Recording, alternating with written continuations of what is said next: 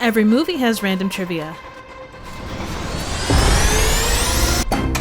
And here at Trivial Theater, I explore some of these movies, and the random circumstances that make them the weird creations that we love. This week's movie is 50 Shades of Blue, and I don't mean a weird ripoff of that other 50 Shades movie, although there is a little friend that pops up pretty frequently. Get ready for the very dark comedy of Brain Damage. We begin with a conversation about the quality of a substitute butcher. Now, I don't know why that's so weird. They're discussing normal things like price, the different cuts. Nothing could be more normal. Holy fuck! What's with the brains? Well, I guess they do look pretty tasty after the proper fine dining garnish is applied. Afterwards, we're treated to dinner theater, in the form of a massive freakout that includes ripping apart of a perfectly good set of dishes, acting like bathroom inspectors to everyone on their floor, and a demonstration of the foaming power of Alka-Seltzer. Elsewhere, we're introduced to a pair of socks on a guy in bed. That right there is how you know that something is wrong, cause that shit ain't kosher. This guy clearly has a sock obsession, which I'm sure will become a major plot point. After wondering why this picture is creepily staring at him, we find out that Brian has apparently had an accident while painting in bed. Soon enough, it's discovered that our protagonist is tripping major balls. Suddenly, the ceiling light turns into an eye, and then he's covered with water, which isn't good for his bladder, his socks, or his phone. I mean, maybe that's just an average Tuesday. But honestly, it comes off just a tad strange. He then checks out a randomly placed hickey and confesses everything to the radiator. He follows that up by talking to the tub.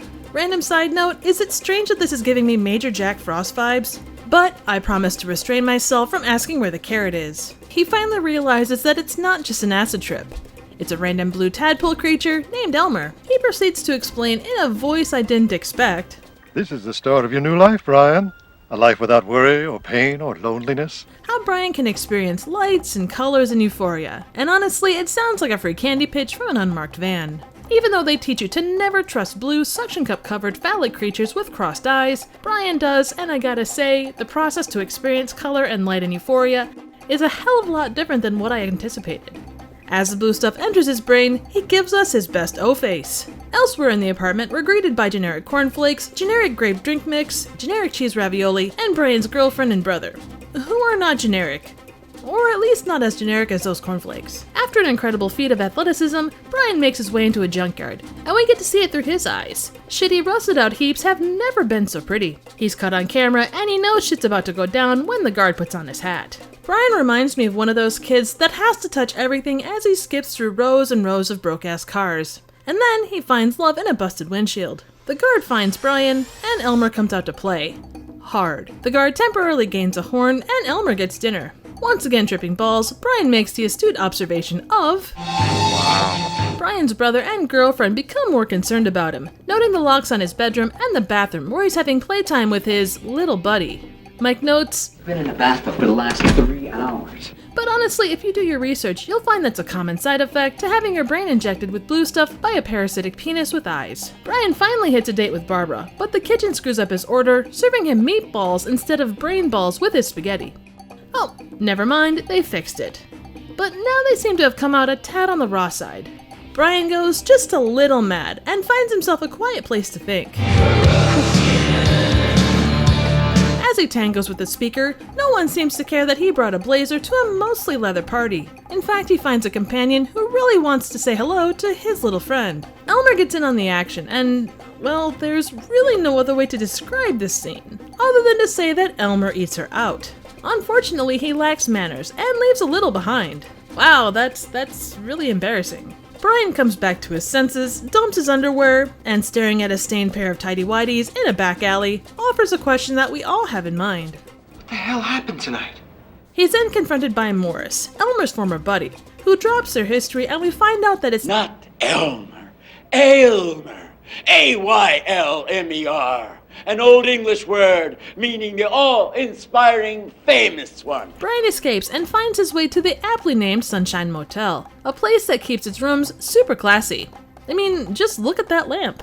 Brian begins a battle for survival against Elmer, which takes a toll. I gotta say that although they make a cute couple, this is still a massively toxic move. Elmer talks about eating out hookers. Boy, oh boy, I could eat 1,000,000 of them tonight. while Brian suffers the terrible effects of withdrawal, which includes becoming sweatier and bloodier as the night goes on. You know it's bad when your brains start to come out the side of your head. You hear me? He finally gives in, begging for juices while writhing on the floor. Elmer does a nifty little dance and requires Brian to get him takeout before he'll help him. After running into this screen-chewing chap and his diminutive friend, we're introduced to 80s buff guy, and one incredibly spectacular caboose. But Elmer's tastes run a little different, going for the diminutive guy in the shitter. They windmill and ketchup flies everywhere. Elsewhere, Mike and Barbara have a moment, and then they get it on, loudly.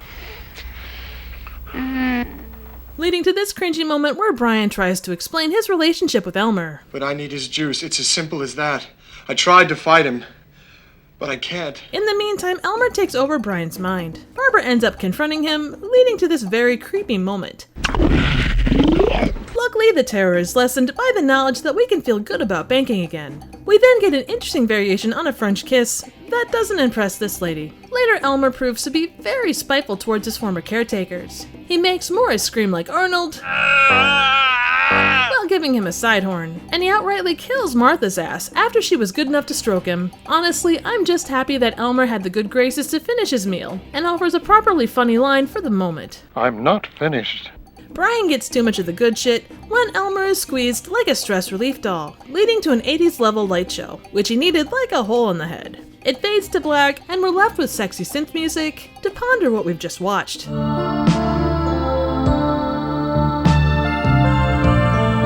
So 1988's Brain Damage was written by Frank Henenlotter as a metaphor for his experience with giving up cocaine. Indicators of this show up throughout the movie, and one of the more interesting instances was a copy of Stephen King's Cujo in the background of Brian's room. King claimed to be so into substance abuse at that time, he doesn't remember writing the book. There's a fun callback to another Henenlotter movie, Basket Case, where Brian sees a man carrying a big basket with a lock on it in the subway. Another fun cameo of sorts was horror movie host Zachary, the cool ghoul, who provided the unaccredited yet melodious voice of Elmer. The theatrical and original home video release removed some of the more interesting scenes, including this one. If they had left it in, the movie would have received an X rating. I am glad that those scenes have been restored, as they provide some visceral visuals and give a little extra credence to the movie's Rotten Tomato score.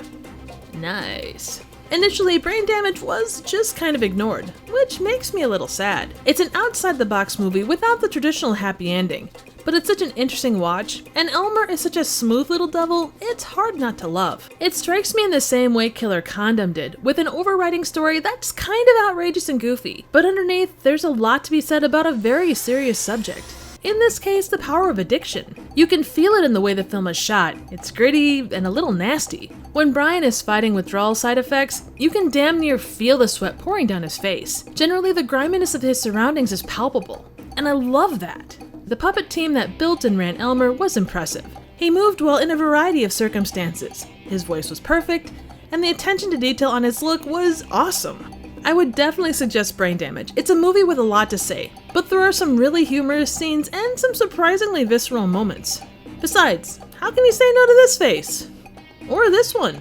Special thanks to Dan from Dan Jensen Movie Talk for the recommendation. Check out his channel for incredibly fun movie reviews, vlogs, and movie news with a monkey. You'll find his link in the description below. So what do you think? Suggestions for movies, trivial questions, comments, ratings, and a sweet light fixture that turns into an eyeball would be appreciated. Thank you so very much for watching.